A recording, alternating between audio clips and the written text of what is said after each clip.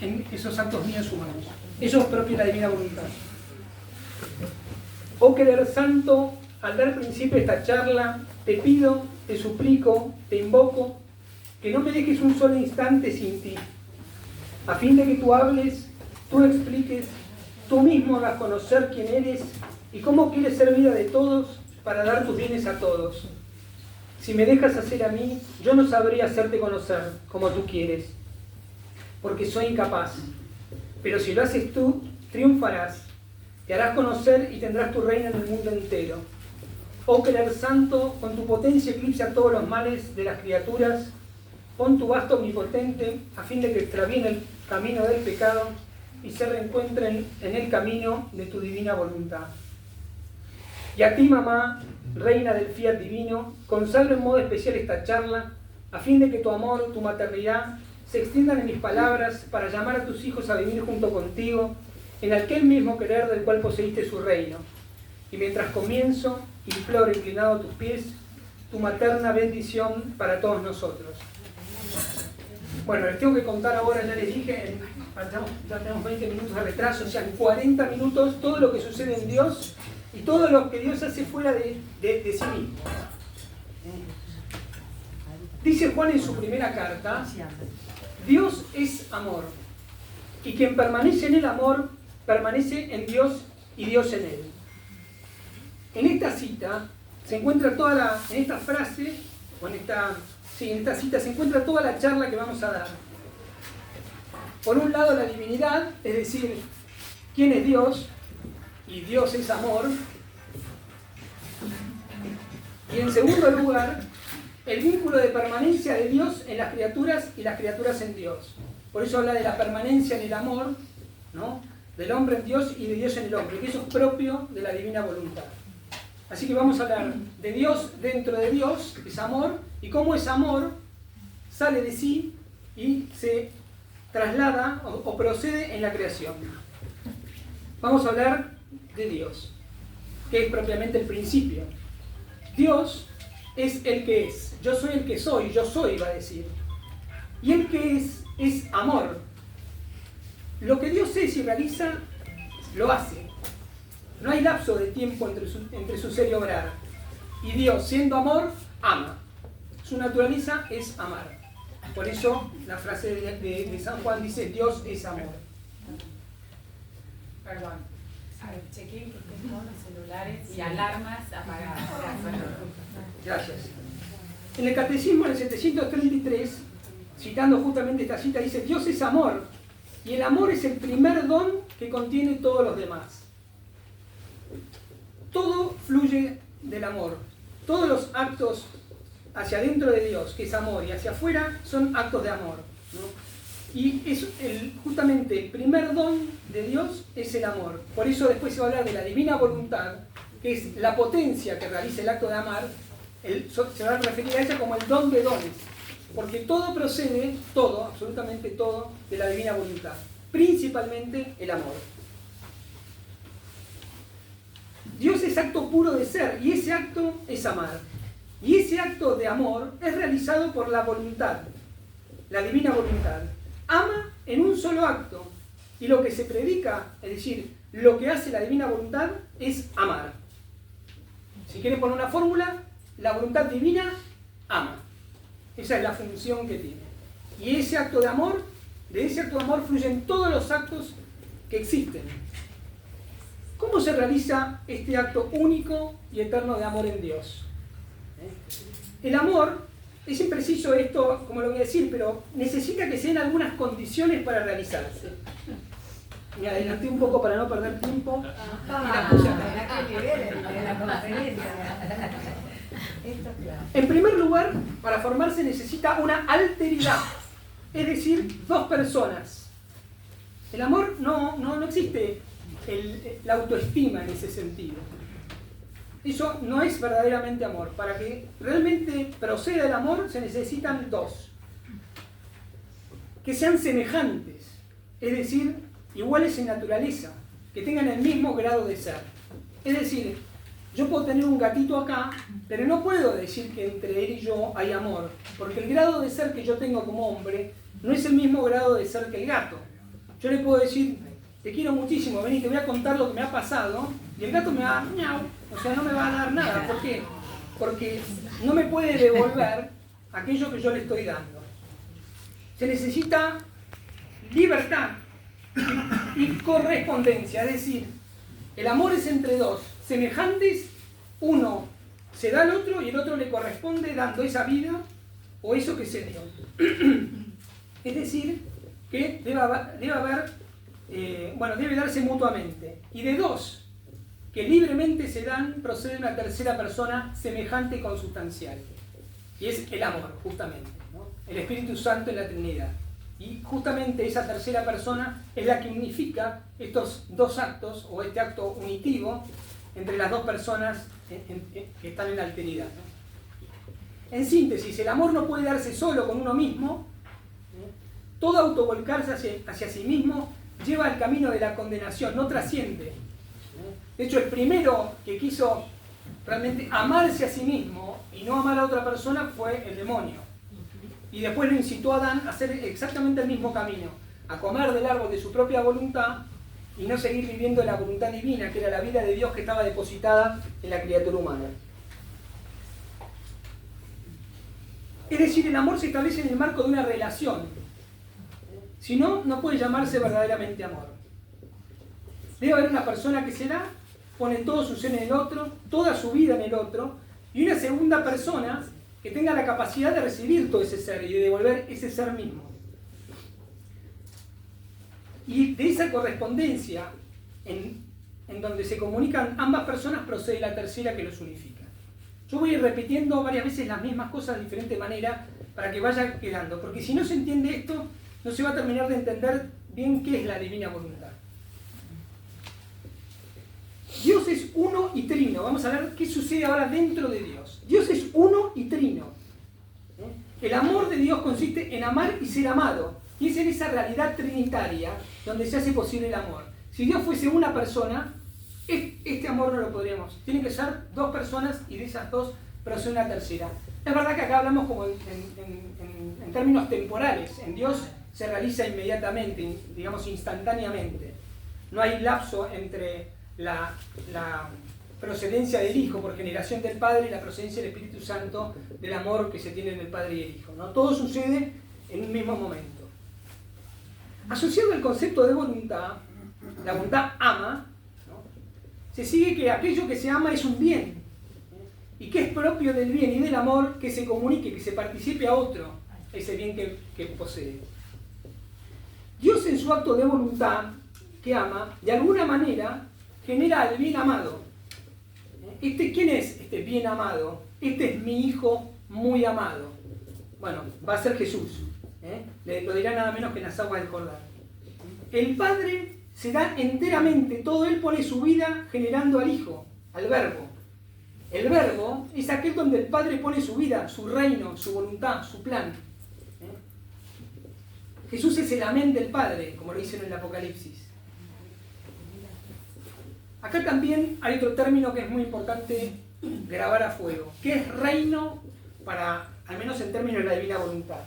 Reinar es poner la propia vida en el otro. A diferencia de los reyes de la tierra que toman la vida y se apropian de la vida de los otros, reinar en términos cristianos es poner la vida en el otro. Donde uno pone su vida, ese es su reino. Por ejemplo, mi mujer es mi reino y yo soy su rey. Pero no soy un rey que toma su vida, sino soy un rey que entrega toda su vida, como dice San Pablo en Efesios, ¿no? El marido tiene que poner toda su vida a su mujer como Cristo lo hizo por su iglesia. Eso es reino. Así que Jesucristo es el reino del Padre.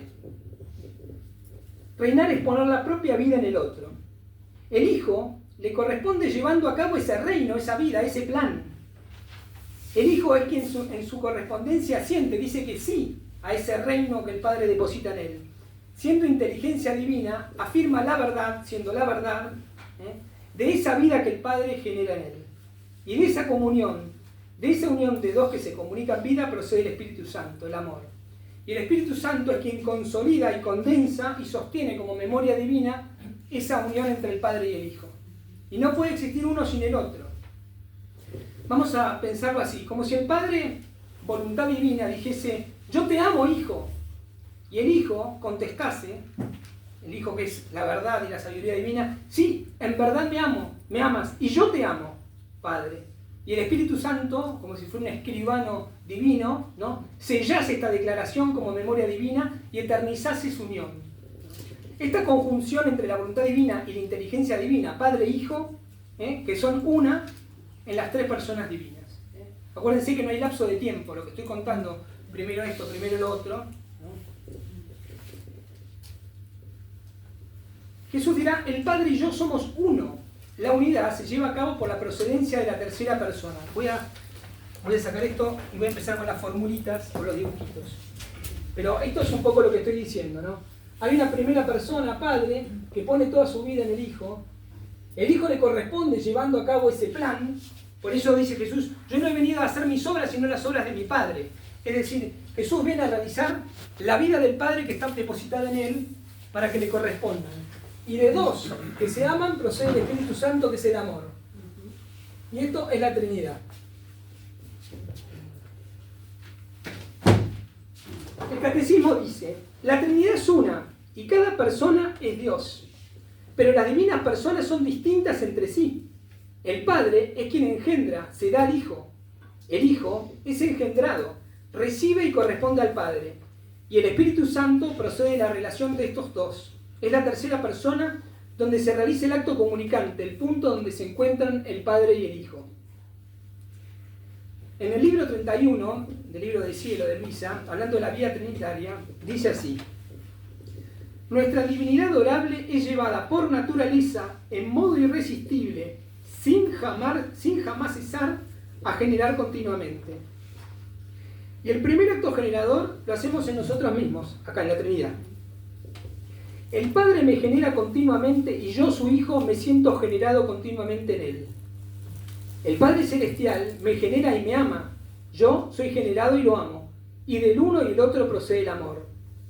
En este acto generativo que no cesa jamás, se encierran todos nuestros conocimientos admirables, nuestros secretos, nuestras felicidades, los tiempos, nuestras disposiciones, nuestra potencia y sabiduría, todo cuanto la eternidad encierra en un solo acto generador que forma todo el conjunto de nuestro ser divino. Luisa en el libro 2, esto que les acabo de leer es más o menos lo que venía explicando. Luisa en el libro 2, el punto 17 en adelante, explica un poco esto. Dice, para poderme explicar mejor, según nuestro lenguaje humano, diré que veo una sombra de Dios en todo lo creado. O sea, ella miraba las cosas y veía los atributos de Dios en lo creado.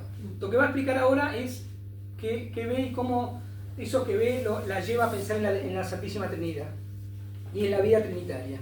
Como el sol, donde yo veo una sombra especial de Dios. Lo veo como delineado en este astro, que es como un rey de los planetas. ¿Qué cosa es el sol? No es otra cosa que un globo de fuego. Uno es el globo, pero muchos son los rayos, de modo que entonces podemos comprender fácilmente. Primero, el globo es Dios, los rayos, los inmensos atributos de Dios, es decir, todo lo que podemos decir de Dios. Pero uno es Dios, y ese Dios es amor, es decir, es el primer acto y el acto que con lo que va a bañar todo. Punto número 2. El sol es fuego, pero al mismo tiempo es luz y calor. Así que la Santísima Trinidad está representada en el sol. El fuego es el Padre, la luz es el Hijo, el calor es el Espíritu Santo, pero uno solo es el sol. Y así como no se puede dividir el fuego de la luz y del calor, así una es la potencia del Padre, del Hijo y del Espíritu Santo, que entre ellos no se pueden realmente separar. Y así como el fuego en el mismo instante produce luz y calor, así que no se puede concebir el fuego sin concebirse también la luz y el calor. Así no se puede concebir al Padre antes del Hijo y del Espíritu Santo, y así recíprocamente. Tienen los tres el mismo principio eterno. Agrego que la luz del sol se expande por todas partes, así Dios, con su inmensidad, donde quiera penetra. Bueno, este es de alguna manera es una metáfora o un ejemplo que da Luisa, seguramente en uno de sus giros, es decir, miraba toda la creación y contemplándola veía el reflejo de Dios. Hasta acá hemos hablado de qué sucede dentro de Dios, ¿no? Se llama el adintra de Dios, y el adintra lo estudia la teología. Ahora vamos a ver qué pasa fuera de Dios, o cómo es la vida de Dios y el reino de Dios fuera de sí. Acuérdense que el reino es donde se pone la vida. Jesús le dice a Luisa que para que un bien sea completo se tiene que dar por dentro y por fuera. Es decir, todo lo que pasa acá, que es amor, para que sea completo tiene que darse afuera.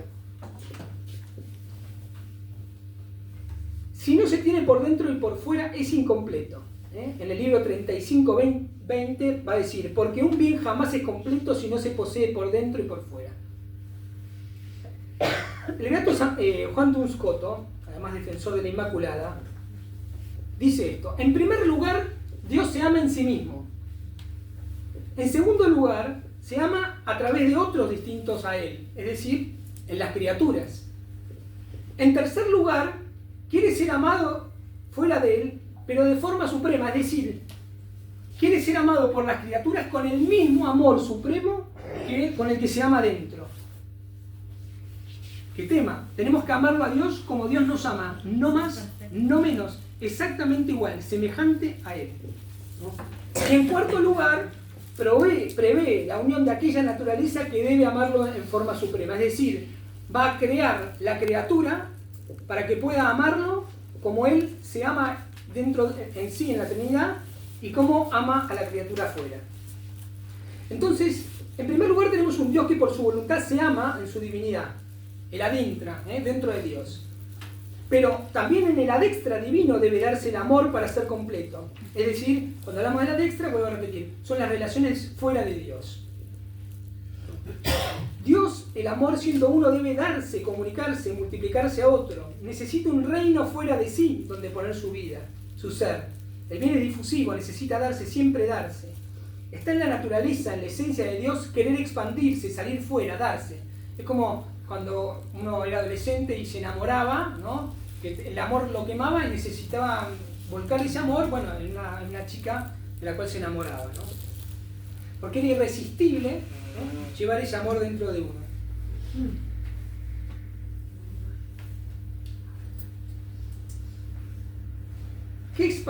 Vuelvo al tema de qué es para Dios reinar o ser rey. En el libro 31:1 le dice: mi buena hija, rey, creador, voluntad divina, significa dominar, investir y tener nuestra vida dentro de cada cosa creada por nosotros.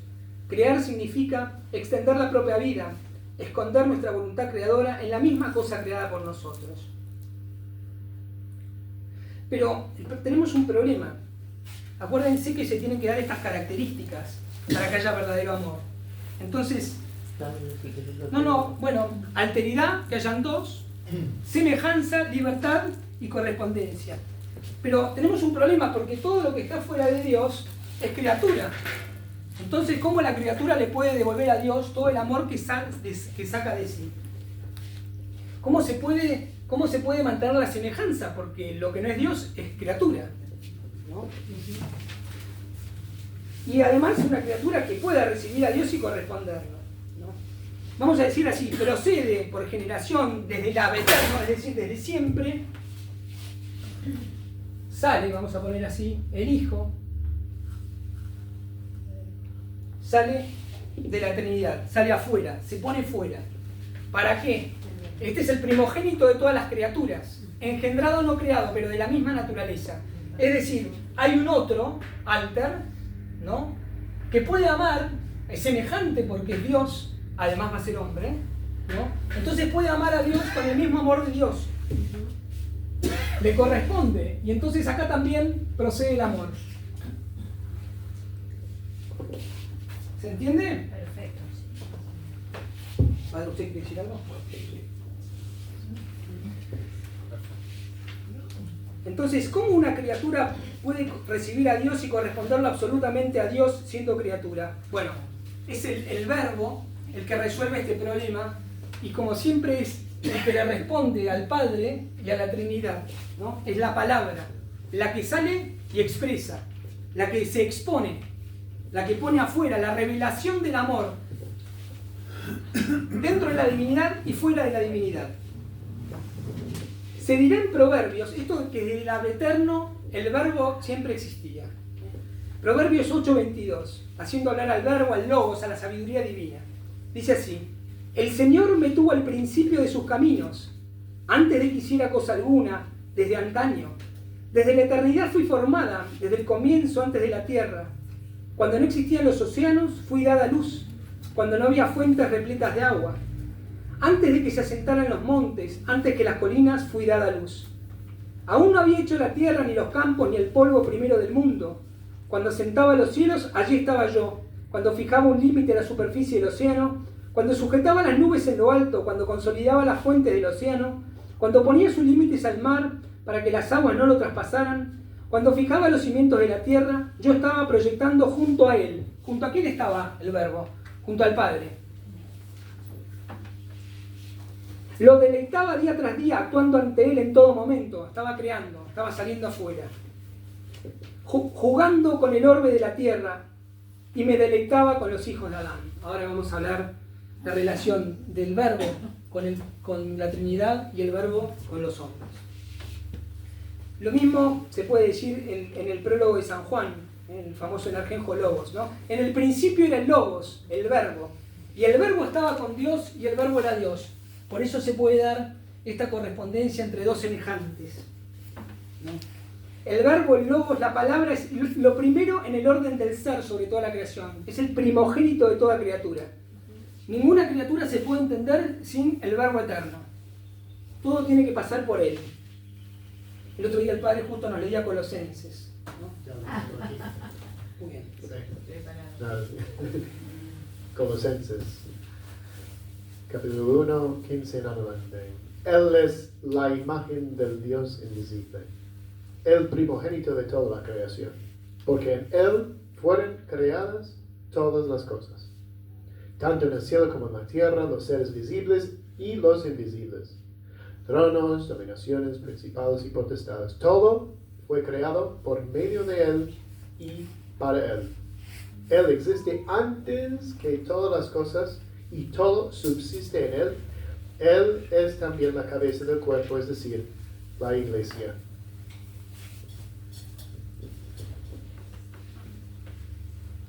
Bueno, entonces ya dijimos, así como en el adintra el Padre se da al Hijo, en el adextra sucede exactamente lo mismo. Pero debía ser una criatura que pudiese contener esa divinidad. Bueno, ese es el Verbo, ¿no? Y el fin es amarse fuera, así como se aman dentro, es amarse fuera. En el libro de Cielo 4, en el punto 39, el título es así: la naturaleza de la Santísima Trinidad está formada de amor, purísimo, simplísimo y comunicativo. Y dice Luisa: esta mañana, encontrándome fuera de mí misma, me he encontrado con el niño Jesús entre los brazos. Y mientras me deleitaba en mirarlo, sin saber cómo, del mismo niño ha salido un segundo, y después de breves instantes un tercer niño, los dos semejantes al primero, si bien distintos entre ellos. Asombrada al mirar esto he dicho: oh, cómo se toca con la mano el misterio sacrosanto de la Santísima Trinidad, que mientras sois uno, sois también tres. Me parecía que los tres me decían, pero al salir la palabra formaba una sola voz. Nuestra naturaleza está formada de amor purísimo, simplísimo y comunicativo. Y la naturaleza del verdadero amor tiene como propiedad especial producir de sí mismo imágenes todas semejantes en la potencia, bondad y belleza. Y es tan cierto que la naturaleza del verdadero amor tiene esto de producir imágenes todas similares así, o de asumir la imagen de quien se ama, que la segunda persona al redimir al género humano asumió la naturaleza y la imagen del hombre y comunicó al hombre la divinidad. Es decir, Jesús tenía dos naturalezas, divina y humana. Era imagen visible del Dios invisible, la imagen, y la semejanza era Dios. Entonces le podía corresponder semejante a Dios. Dios daba, vamos a poner 10, Jesús devolvía 10, porque era semejante. Si no hubiera sido Dios, no le hubiera podido devolver, porque no se hubiera dado la semejanza. Mientras esto decía, yo distinguía muy bien a mi amado Jesús, reconociendo en él la imagen de la naturaleza humana, y solo por él tenía la confianza de permanecer ante la presencia de ellos. De otra manera, ¿quién se hubiera atrevido? Es decir, Luis está diciendo, de que si no estaba Jesús, que de alguna manera era hombre, yo frente a la divinidad me hubiera sentido, bueno, no hubiera podido permanecer. Justamente esta es la maravilla del Verbo encarnado, ¿no? Que Dios y hombre, Jesucristo, ¿no? Que le permite de alguna manera al hombre acercarse a Dios, pero en realidad es lo que Dios quiere. Esta charla además íbamos a hablar de los tres fiat, es decir, los tres hágase, que son las tres palabras que se pronuncian fuera de Dios, ¿no? El verbo es la primera palabra de Dios, a través de la cual sale fuera de sí. El verbo, el logos, es el fiat lux, ¿no? Como dice el prólogo de San Juan, la palabra era la luz verdadera que al venir al mundo ilumina a todo hombre. El hágase la luz, del primer día. Y inmediatamente cuando sale la luz, el que no quería tener un amor y un amor trinitario se le revela. Por eso dice en el primer día de la creación, separó la luz de las tinieblas, porque se le revela el Lucifer. Dios se pone fuera de sí en el Verbo, vuelca todo su ser en el Hijo, todo su reino de amor se revela en Jesús, es la manifestación de Dios. Es palabra porque nombra, viene en nombre de Dios y lo define, lo revela. Jesús es el Verbo de Dios, y verbo denota una acción. Esto es muy importante en la divina voluntad, porque lo que vamos a, de alguna manera, tomar de Dios, lo que nos va a hacer ser semejantes a Dios, son las acciones, los actos, y no otra cosa. No nuestros actos, sino los actos de Dios en nosotros.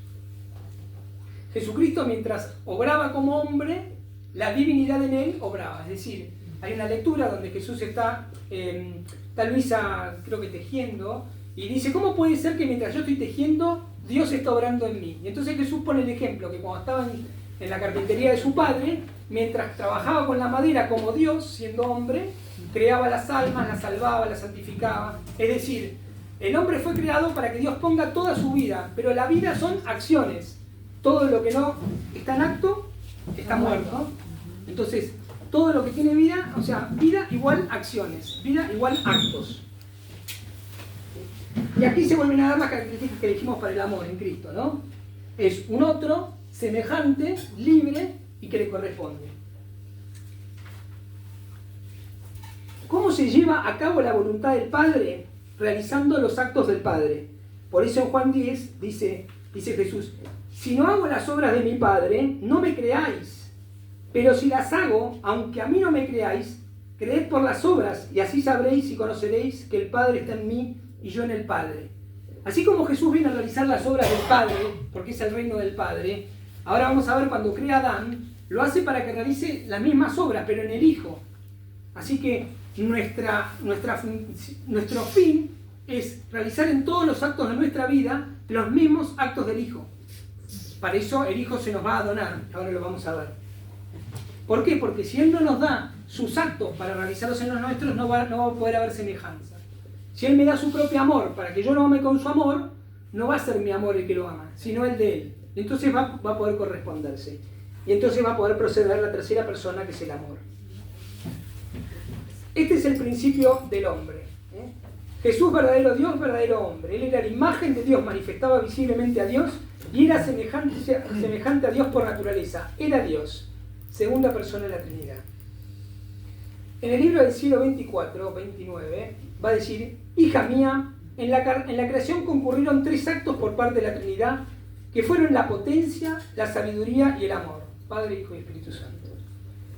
Y todas nuestras obras están siempre acompañadas por estos tres actos, porque siendo perfecto nuestro obrar, son ejecutadas con suma potencia, con sabiduría infinita y con un amor perfecto, comunicando tres inmensos bienes en la obra que hacemos. Como en efecto dimos al hombre el gran bien de la inteligencia, la memoria y la voluntad. Acuérdense de las tres potencias espirituales, esto es más filosofía, ¿no? La inteligencia, la voluntad para amar el bien, la inteligencia para conocer la verdad y la memoria. Si yo no tuviera memoria, no podría recordar ese bien que conozco, ese bien que amo y esa verdad que conozco. Hay una película donde un tipo tiene que enamorar todos los días a su mujer. ¿Por qué? Porque no tiene memoria. O sea, quiere decir que se necesitaba esta tercera potencia que es la memoria, y en términos de divinidad es el Espíritu Santo. Por eso Jesús va a decir, cuando venga el Espíritu de la verdad, les recordará todo lo que yo les dije y les va a revelar cosas nuevas. ¿Por qué? Porque no había llegado, hay ciertos tiempos que no habían llegado. Perdón, sigo. Ahora para venir el reino de mi voluntad, son necesarias 3 voluntades sacrificadas en holocausto a la divinidad, que no teniendo vida propia, den lugar a la mía para hacerla reinar y dominar libremente, para poder tomar su puesto regio en todos los actos humanos, lo cual le conviene. Porque así estaba establecido por nosotros desde el principio de la creación del hombre, que ingrato dio puesto a su querer humano y lo hizo perder la mía. Delante a vosotros no hay sacrificio mayor de una voluntad humana, que mientras tiene vida no la ejercita, para dar vida libre a mi fiat, pero con gran ganancia del alma. Porque da una voluntad humana y por ello recibe una divina, da una voluntad finita y limitada y recibe a cambio una infinita y sin límite. Esto es muy propio de la divina voluntad. Mi voluntad tiene que decirle al Señor, te entrego la mía, vos dame la tuya. Acuérdense que la voluntad ama. Entonces, vos me vas a dar la tuya para que yo te ame como vos amás, no como yo amo. Porque yo la mía se la entregué. El único acto de mi voluntad es entregar mi voluntad a la voluntad divina. Él me cede la suya, pero como dice, se necesita una voluntad sacrificada. Es el mayor, ustedes van a ver que la divina voluntad, la mayor batalla va a ser contra la propia voluntad. Los enemigos no son ni el mundo, ni el demonio, ni la carne. Es nuestra propia voluntad. Siempre va a haber guerra contra nuestra voluntad. Y acá dice en un momento, se necesitan 3 voluntades sacrificadas. No puede ser la voluntad divina, que es una. ¿Quiénes son las 3 voluntades sacrificadas que tiene que haber para que venga el reino de la divina voluntad? Que ya están las 3.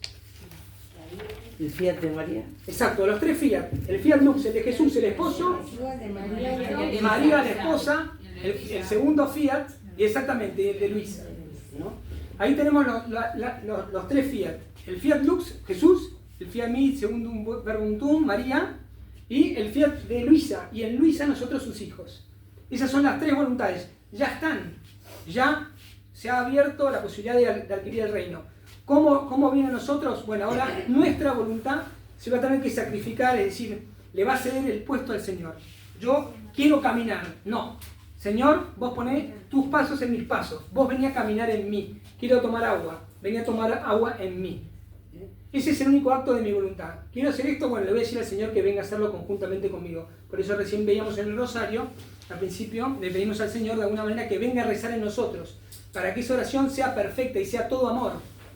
No sea la oración de Alfonso, que sí puede ser muy piadosa, pero es virtud humana. La virtud humana tiene, o cualquier acto humano es, empieza y termina.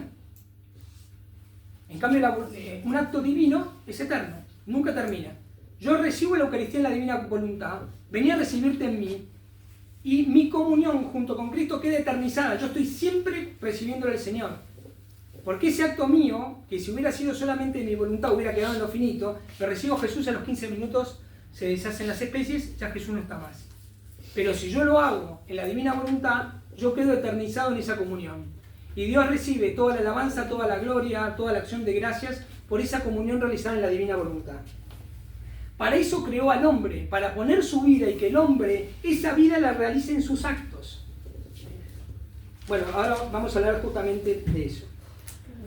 Ahora vamos a hablar de la letra de Jesús. ¿Padre quiere decir algo?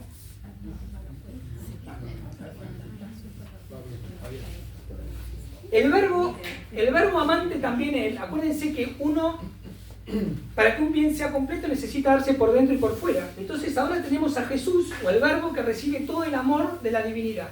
Y lo tiene así, acá. Ahora es un corazón sangrante, lleno de fuego, que necesita volcarlo hacia afuera. ¿No? ¿Se entiende la lógica? Sí. Bueno. No, repetilo de nuevo. Para que un bien sea perfecto se tiene que dar por dentro y por fuera. La Trinidad se amaba, en las 3 divinas personas se amaban, ahora tenían que poner ese amor fuera de él. Entonces, el Hijo procede por generación, el Verbo eterno, entonces el amor ahora será adentro, el Padre ama al Hijo, el Hijo ama al Padre, procede el Espíritu Santo. Y afuera, el Verbo primogénito de toda la creación, ¿no?, recibe la vida de amor de la Trinidad y le corresponde, y procede el amor, ¿no? Siendo Dios podía dar un amor semejante, y siendo hombre, bueno, era una criatura, distinto a Dios, siendo Dios. Pero necesita ir afuera.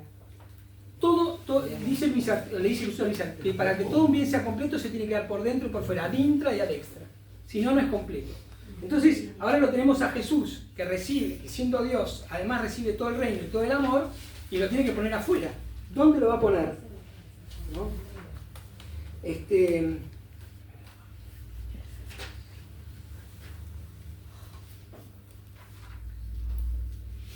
Bueno, lo va a poner en Adán. Adán, que es por naturaleza hombre, pero tenemos un problema acá. Si Adán es hombre, ¿cómo le es semejante a este amor divino? Necesitamos, acuérdense, que hay una alteridad, dos personas distintas, semejantes, libres y que se correspondan. Eva. Exacto. Exacto. Dios al principio crea la humanidad de Adán, ¿no? Lo hace del barro y le insufla su propia vida, ¿no? Y entonces, esto por naturaleza es hombre, ¿no? Y por participación se le concede la parte divina. Ahora, ¿dónde va a ser semejante Adán a Jesús o al Verbo? En los actos. Acuérdense que la vida son actos. Entonces, la semejanza no se le iba a dar en la naturaleza porque no podían creer otro Dios, iría contra la unidad de Dios y a la Trinidad, ¿no? Así que lo que hace es, yo creo un ser que tiene mi imagen, Jesús era imagen visible, Dios invisible, un ser que tenga mi imagen y la semejanza se la pongo en los actos. El hombre puede realizar, o Adán puede realizar los actos de Dios. En filosofía se estudia que hay varias formas de ser por naturaleza, por esencia o por participación.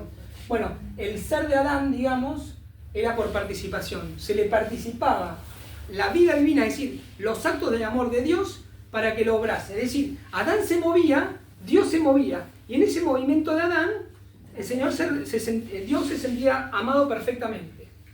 Y no había diferencia entre el amor trinitario ni el amor, de alguna manera, entre la Trinidad y el Verbo. Ni el Verbo a Adán, ni Adán al Verbo. Es decir, también había una correspondencia. Y acá también procedía el amor. Procedía la tercera persona.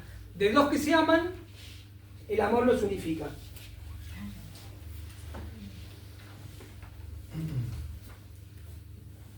Voy pasando las hojas porque veo que me va a quedar poco tiempo. Está buenísimo. Sí, pero siguiendo la lógica del amor, las condiciones para que ese amor sea completo, vuelvo a repetir, debían darse entre dos personas distintas, Adán era distinta al Verbo, semejantes, libres y que se correspondan. La creación de Adán es totalmente diferente al resto de la creación. En el relato bíblico, Dios ordena y todo aparece, crea por separación la luz de las tinieblas. En cambio, en la creación del hombre es distinta y especial. Con el hombre primero dice, hagamos, está hablando la Trinidad. Hagamos al hombre a nuestra imagen y semejanza. ¿Qué imagen va a tomar Adán? La imagen del Verbo. Por eso Catalina Emmerich comenta en sus visiones qué parecido era Jesús a Adán. Porque, bueno, lleva la imagen de alguna manera del Verbo eterno. Y la semejanza se lo dan los actos. Esto es lo que hablamos del ruaj, ¿no?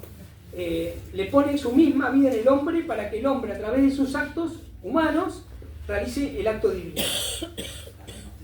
En el Catecismo de la Iglesia Católica, en el 381, dice: el hombre es predestinado a reproducir la imagen del Dios hecho hombre, que a su vez es imagen del Dios invisible.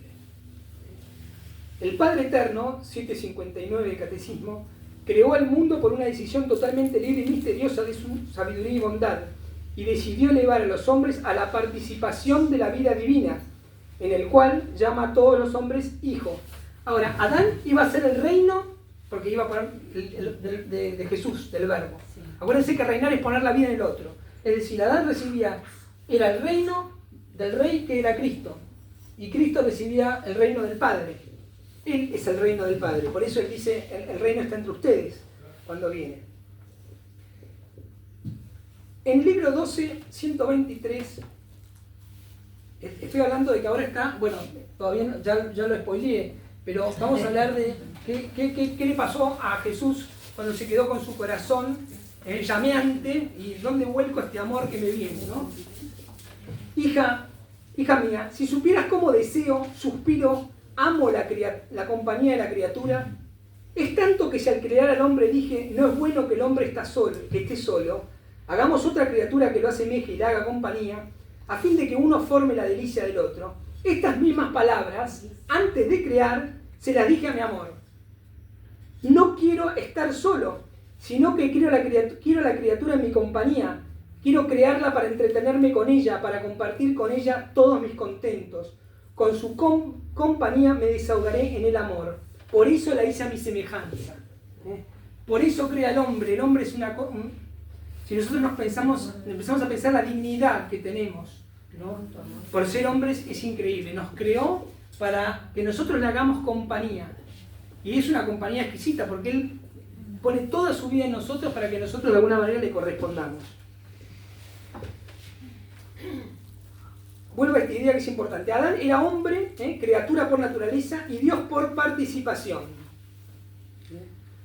Adán entonces es creado, solo faltaba que correspondiese libremente a la vida divina, al amor. Les voy a leer dos textos que para mí son increíbles, que es cuando Dios crea a Adán. Creación del hombre. Hija mía, para que vean la grandeza de lo que hemos sido llamados. Y que nos dejemos de pavadas y de perder el tiempo y de ir dilapidando, porque nuestra vida no se mide en tiempo sino en actos. Tenemos los actos contados, no nos perdamos para unificarlos al acto único de Dios y llevarlos a la vida. Hija mía, qué dulce recuerdo la creación del hombre. Él fue creado en un éxtasis de amor. Es decir, éxtasis de salir de sí. Fue tanto nuestro amor que quedamos raptados frente a nuestra misma obra que sacábamos a la luz. Nos raptaba la belleza con que lo habíamos investido, nos raptaba la santidad con que lo habíamos llenado, nos raptaba la forma, la armonía con que lo habíamos formado, sus prerrogativas, cada una de sus cualidades era un éxtasis de amor que sentíamos y que nos raptaba amarlo. Y así que nuestro amor quedó sacudido, sojuzgado, y poniéndonos en éxtasis, hacía surgir en nosotros el amor obrante e imperecedero hacia el hombre. Era como un río que desborda de amor, amor, amor, y trata de llenar al hombre, llenar. Y en este éxtasis de amor, raptados como estábamos, no se ponían límites. Desahogábamos tanto en él, en amarlo y en enriquecerlo de todos los bienes, que no le dejamos ningún vacío. Es decir, el hombre en su origen no tenía ninguna crisis de ningún tipo, estaba totalmente lleno de amor, ningún vacío. A fin de que su amor fuese pleno para nosotros y así nos pudiera raptar para amarlo continuamente. Por eso el solo recuerdo de cómo fue creado el hombre nos repite nuestra éxtasis amoroso hacia él.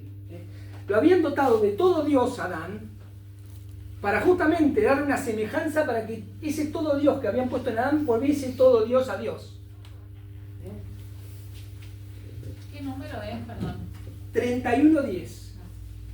Es gracioso que generalmente los textos trinitarios siempre tienen el 3 y el 1. Y sí, es que es así. La primera palabra de Adán. Libro 33:3. Hija mía, también yo siento el deseo de decirte, fíjense, ahora van a ver lo que es la creación del hombre y lo que debemos ser nosotros en cada acto de nuestra vida. Porque lo que va a hacer Adán ahora, lo tenemos que hacer todos nosotros. Eso es la vida en la divina voluntad. Hija mía, también yo siento el deseo de decirte cuál fue la primera palabra pronunciada por los labios de la primera criatura creada por nosotros. Tú debes saber que apenas Adán sintió la vida, el movimiento, la razón, vio a su Dios ante él. Comprendió que él lo había formado. Sentía en sí, en todo su ser, todavía frescas las impresiones, el toque de sus manos creadoras, y agradecido, en un ímpetu de amor, pronunció su primera palabra. A ver si alguien sabe cuál puede ser. Hágase. Te amo. Te amo, Dios mío, Padre mío, autor de mi vida. Acuérdense que es la vida que se participa es el amor, siempre el amor. Pueden decirlo todas las mañanas cuando se levantan y ven a abrir los ojos, porque volvemos a la vida. Perdón. Sí, perfecto. Te amo, Dios mío, Padre mío, autor de mi vida. Pero no fue solo la palabra. No un solo acto del hombre va a decir te amo acá. Sino el respiro, el latido. Esto es inconsciente, pero también puede decir te amo. Todo en nosotros puede decir te amo a Dios. Con su mismo te amo, no con el nuestro. Nuestra voluntad tiene que morir para tomarla de Dios y con la voluntad de Dios que ama, amarlo. Perdón porque estoy interrumpiendo Pero no fue solo la palabra, sino el respiro, el latido, las gotas de su sangre que corrían por sus venas, el movimiento. Todo su ser unido a coro dijeron, te amo, te amo, te amo.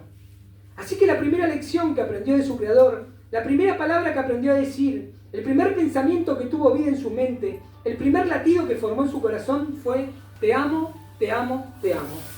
Se sentía amado y amó. Podría decirse que su te amo no terminaba jamás. ¿Por qué? Porque era eterno.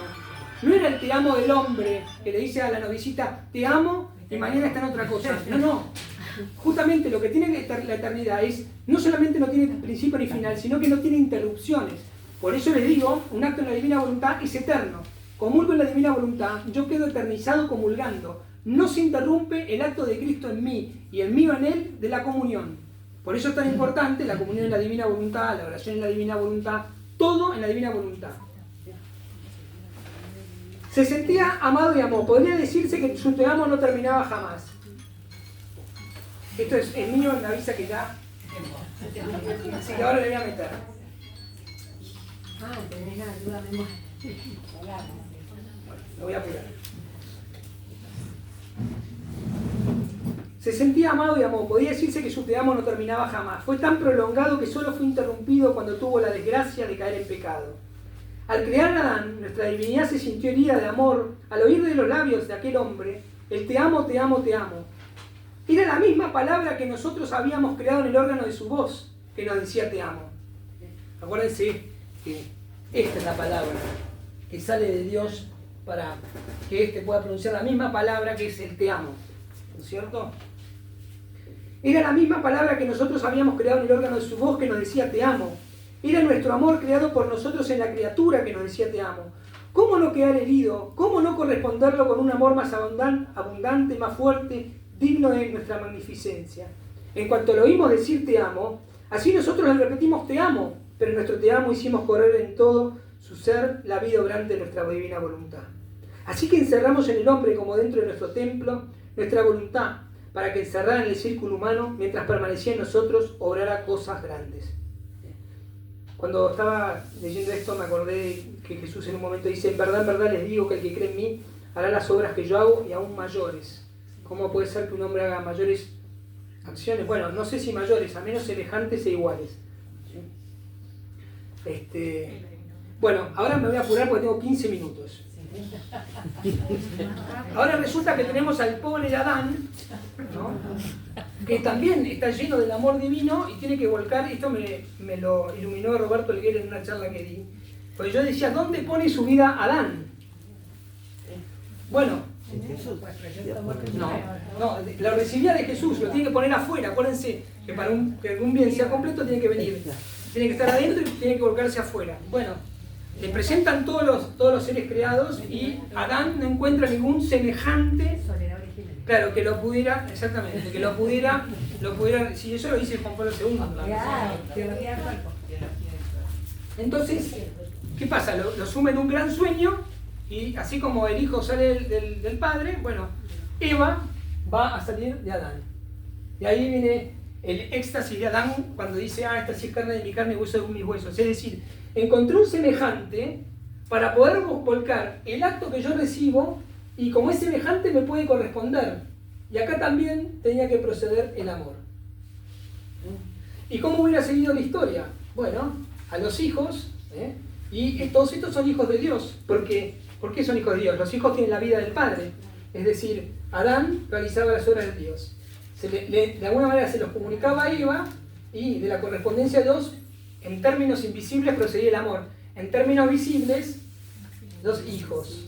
El reino de la madre. Exacto. Exactamente. Porque el varón siempre pone la vida en la mujer. Por eso los varones, los esposos somos tan hinchas. Siempre. Y de hecho, si la mujer está enojada, es un problema. ¿Por qué? Porque siempre miramos a Eva. Pero ¿dónde pone la mirada la mujer? En los hijos. Por eso el varón joroba a veces. Estoy con los chicos, no vengas a jorobar con esto. ¿Por qué? Porque el reino de la mujer, acuérdense que el reino es donde pone la vida. ¿Dónde pone la vida la mujer? Y además justamente salen de ella. Es genial porque aprendes un montón de la vida real. Bueno, ahora quiero sentido. Ahora vamos a... Y resulta que... Pero no se había revelado, y aquí está la prueba, cómo iban a proceder estos hijos. Porque los hijos de Adán y Eva no iban a ser hijos de hombre nada más, iban a ser directamente hijos de Dios. Yo tengo hijos con mi mujer, pero mis hijos son hijos de hombre. Hay que bautizar. Para ser hijo de Dios necesito ahora el sacramento. Pero si Adán y Eva no hubieran caído, ¿no? Los hijos hubieran sido directamente hijos de Dios. Porque la concepción hubiera sido inmaculada. Claro. Claro. Ahora, ¿cómo era el corazón de Adán? Me estoy contraponiendo, ¿no? Dice el texto del Génesis que el Señor hizo un jardín en Edén. Edén, dice, y que creó un Edén en la creación y dentro un Edén personal para ponerse él. Ese Edén personal era el corazón de Adán, del hombre. Y puso 2 árboles.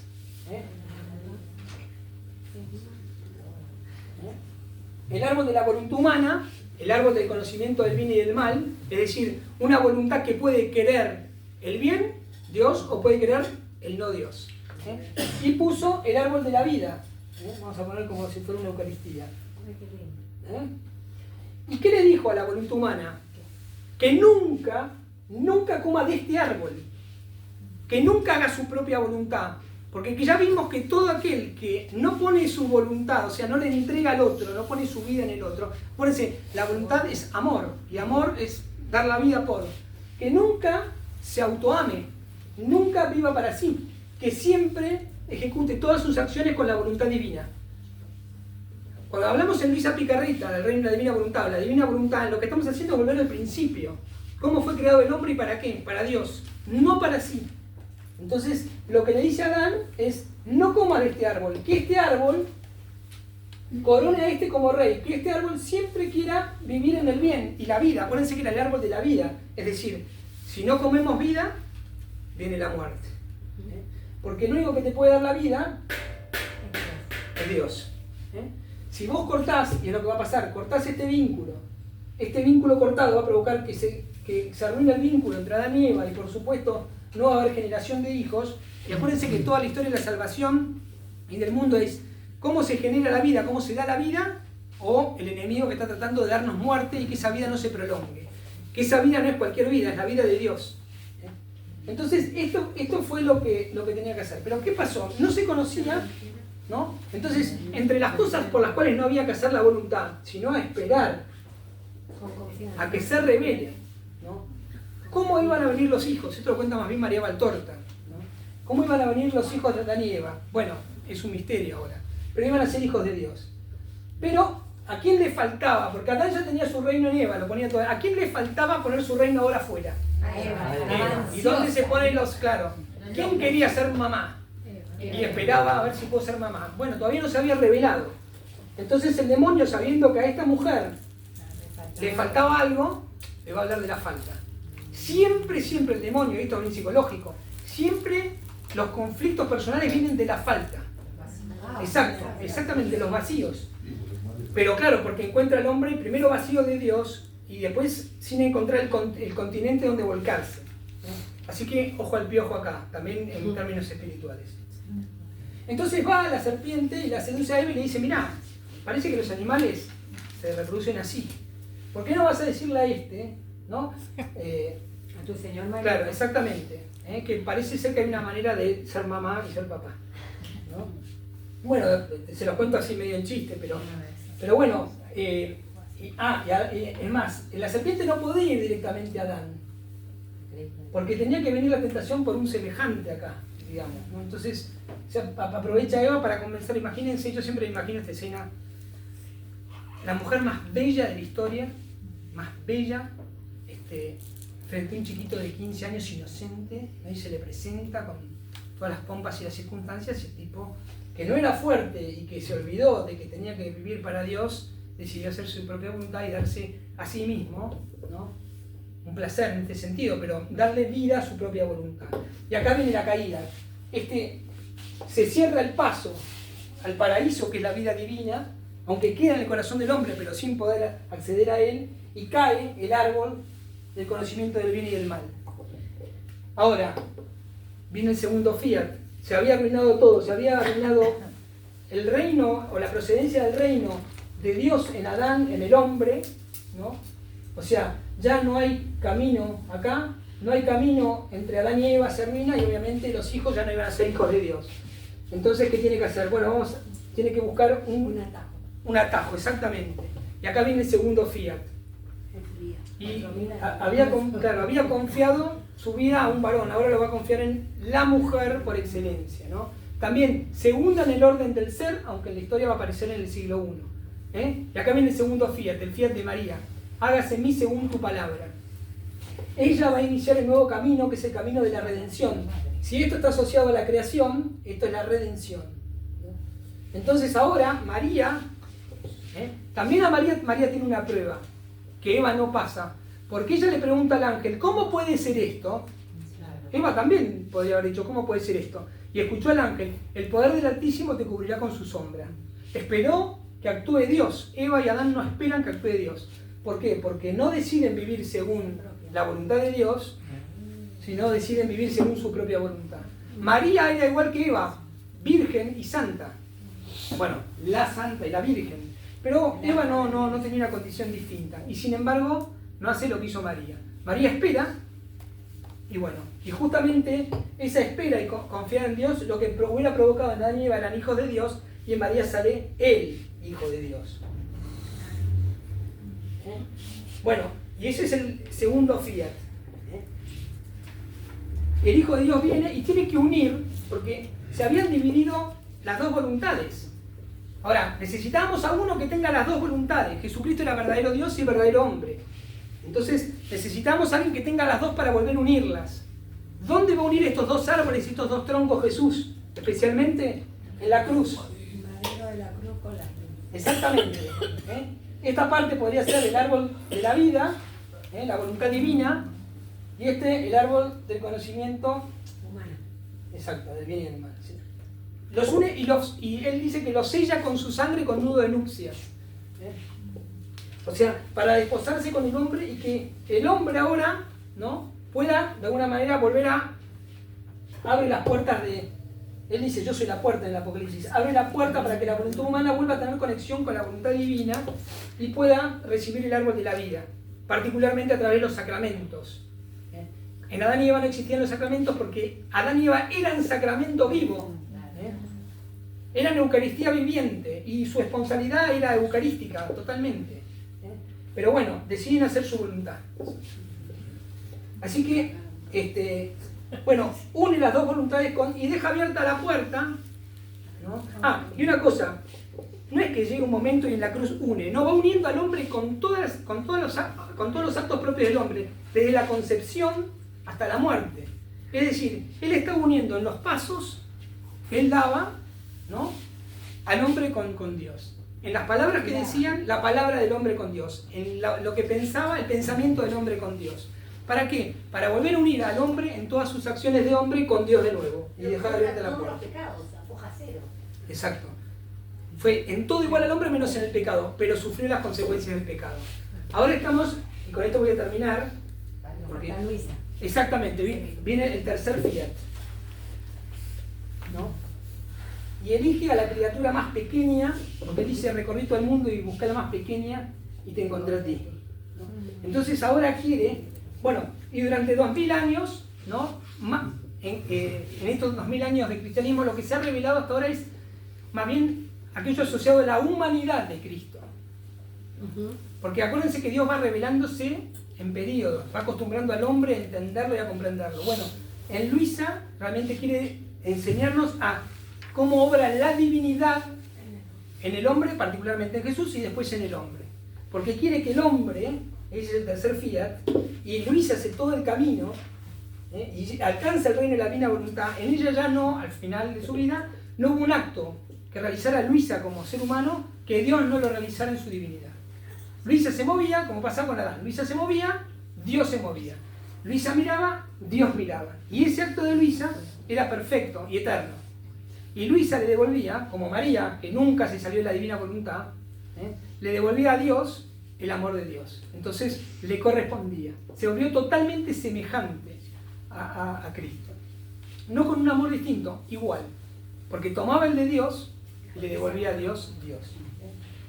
¿Cuál es?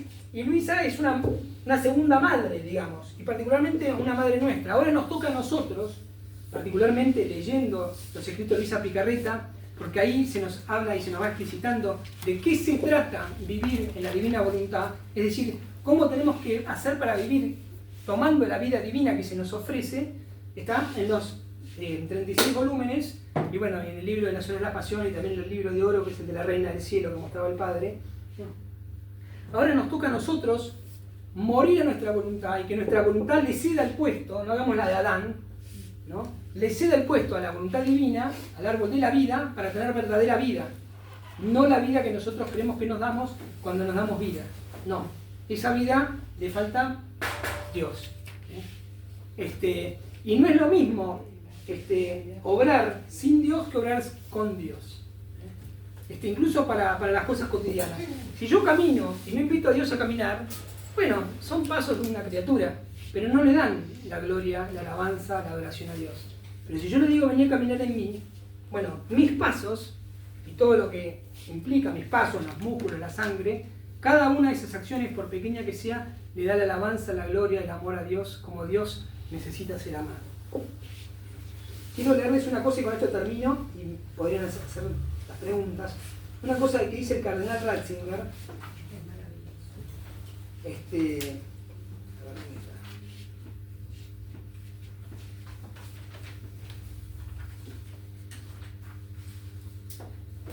hablando, esto lo dice, bueno, hablando de la nueva evangelización, dice: somos un proyecto incompleto. Nuestra vida es una cuestión abierta, un proyecto a completar. La pregunta fundamental es cómo se realiza, cómo llegar a ser hombre, cuál es el camino de la felicidad. Y siendo Papa ya en la audiencia el 2 de febrero del 2012, dice: Jesús nos dice que el ser humano solo alcanza su altura, solo llega a ser divino conformando su propia voluntad a la voluntad divina, solo saliendo de sí mismo, solo en el sí, es decir, el fiat, a Dios, se realiza el deseo de Adán, de todos nosotros, el deseo de ser completamente libres. Y le voy a leer una última lectura de Luisa y ya termino, ¿no? Y dice así, y con esto redondeo los 3 fiat. Hija mía, el primer fiat fue dicho en la creación, sin intervención de ninguna criatura.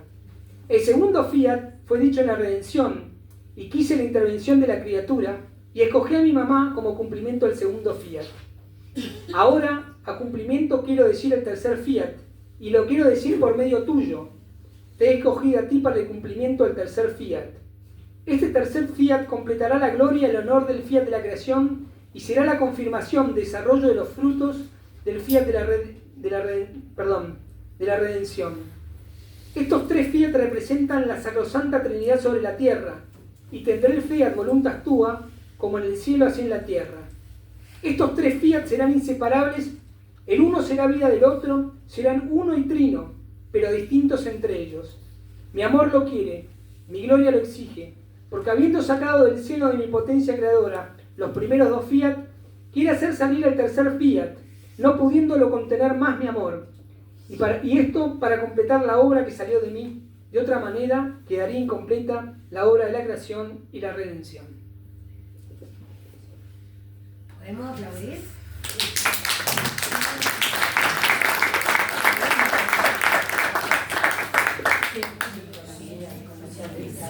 Pero ahora les puedo dar unos detalles, padre.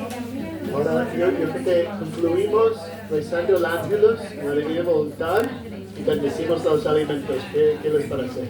En nombre del Padre, del Hijo, del Espíritu Santo. Amén. Nos unimos, Señor, en divina voluntad para darte gloria.